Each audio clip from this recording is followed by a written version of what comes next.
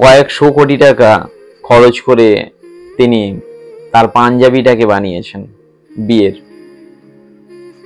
কয়েকশো কোটি টাকা খরচ করে তিনি তার বিয়ের অনুষ্ঠান সাজিয়েছেন।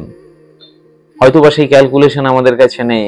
1000 কোটি টাকা বা তার থেকে বেশি খরচ করে তিনি বা তারা তাদের যে বিয়ে রয়েছে, বিয়ের অনুষ্ঠানটাকে মানুষের সামনে তুলে ধরছেন। আর এই মানুষটা যার বিয়ে হচ্ছে, তার শরীরটাকে একবার যদি আপনি লক্ষ্য করেন, তার শরীরটা দেখার পরে আপনার মনে হবে যে এত টাকা থাকা সত্ত্বেও এনার শরীর নিয়ে কি খুশি, এনার হেলথ নিয়ে কি খুশি? তাহলে কি মনে হয় না টাকা থাকলেও মানুষের জীবনে আক্ষেপ থাকতেই পারে? এমন নয় অনন্ত আম্বানি, যিনি কোটি কোটি টাকা খরচ করে তার বিয়ের অনুষ্ঠান করছেন, তার এমন স্বপ্ন নেই যে তার স্বাস্থ্যটা আমার আপনার মতো এইরকম হবে।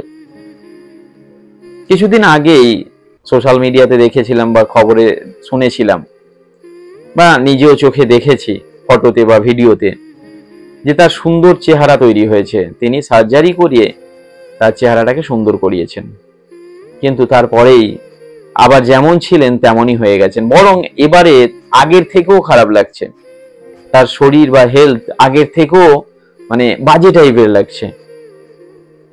তার মানে কি? আমাদের কাছে শিক্ষাটা কি? তার মানে আমরা কি শিক্ষা পাচ্ছি?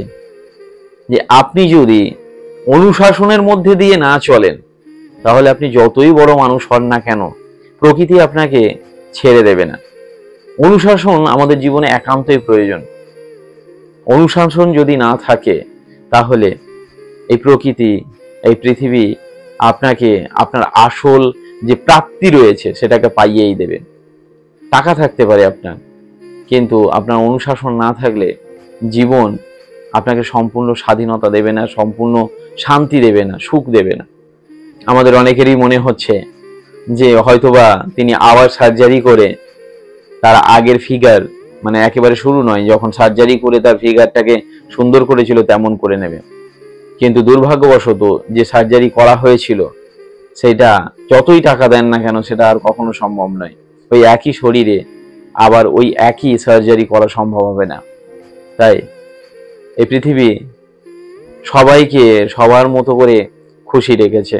এই প্রকৃতি প্রত্যেকের জীবনে কিছু না কিছু ল্যাকিং রেখেছে, দুঃখ রেখেছে। আসলে যেটা আপনার মনে হচ্ছে আপনার বা আমার গরিবী রয়েছে, আমার দারিদ্রতা রয়েছে, দারিদ্রতার মিনিংস আসলে শুধুমাত্র পয়সা দিয়ে বা টাকা দিয়ে বিচার করা যায় না। দারিদ্রতার মিনিংস, কেউ স্বাস্থ্যের দিক থেকে দরিদ্র রয়েছে, গরিব রয়েছে, কেউ মানসিকতার দিক থেকে, কেউ বিদ্যার দিক থেকে, কেউ শিক্ষার দিক থেকে, কেউ বা সংসারের দিক থেকে, কেউ ভালোবাসার দিক থেকে, কেউ চেহারার দিক থেকে। তো প্রত্যেকের দারিদ্রতা আলাদা। এই পৃথিবী, এই প্রকৃতি কাউকে সম্পূর্ণ প্রাপ্তি দেয় না, কাউকে সম্পূর্ণ করে না। একটা কথা মাথায় রাখবেন, পৃথিবীর সব থেকে ধনী ব্যক্তি বিল গেটস, তার স্ত্রী তাকে ডিভোর্স দিয়েছে। পৃথিবীর সব থেকে স্মার্ট ব্যক্তি, যার প্রাচুর্য অনেক রয়েছে, সেই সালমান খান, তিনি কিন্তু আজও পর্যন্ত তার ভালোবাসার মানুষটাকে পেলেন না, তার জন্য আজও পর্যন্ত আক্ষেপ করেন।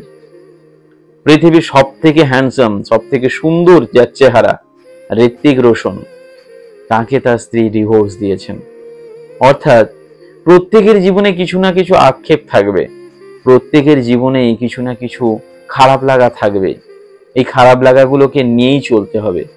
সে অনন্ত আম্বানি হোক, তার স্বাস্থ্যের দিক থেকে তিনি গরিব, তিনি সালমান খান হোক, তিনি তার ভালোবাসার দিক থেকে তিনি গরিব, তার পছন্দের মানুষকে তিনি পাননি, বিল গেটস হোক, তিনি সংসারের দিক থেকে গরিব, যার স্ত্রী তাকে ছেড়ে দিয়েছে।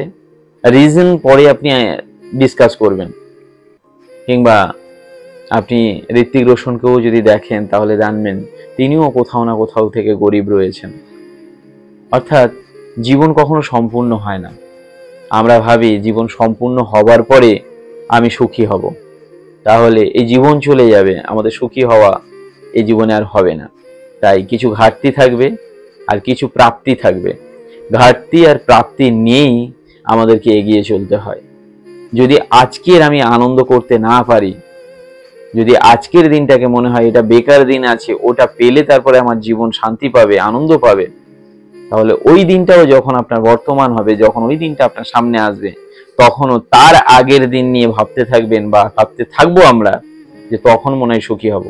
এই করতে করতে একদিন আমাদের শরীরটা অসাড় হয়ে যাবে, তারপরে এই পৃথিবীকে টাটা বাই বাই, ভালো থাকা আর আমাদের হবে না। তাই যেটা ঘাটতি রয়েছে সেই ঘাটতিটাকে কিছু সময়ের জন্য ভুলে, হ্যাঁ চেষ্টা থাকবে অতি অবশ্যই রিকভার করা যায় কিনা, কিন্তু যেটা প্রাপ্তি রয়েছে সেই প্রাপ্তির মজা নিয়েই আমাদের জীবনকে এগিয়ে চলতে হবে। তো ছোট মুখে অনেক বড় কথা বলে ফেলেছি, আপনাদের কাউকে আমি জ্ঞান দেবার উদ্দেশ্যে বলিনি, নিজের নলেজ শুধু শেয়ার করবার চেষ্টা করলাম, যাতে আমরা সবাই আমাদের ফল্টগুলোকে, আমাদের জীবনে যেগুলো আমরা অ্যাভয়েড করে বেরিয়ে যাচ্ছি, যেগুলো আমরা খেয়াল করতে পারি না, সেই বিষয়টাকে একটু মনে রাখা আর কি। তো আশা করি আপনারা আমার কথা বুঝতে পেরেছেন।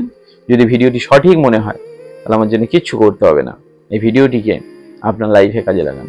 ধন্যবাদ।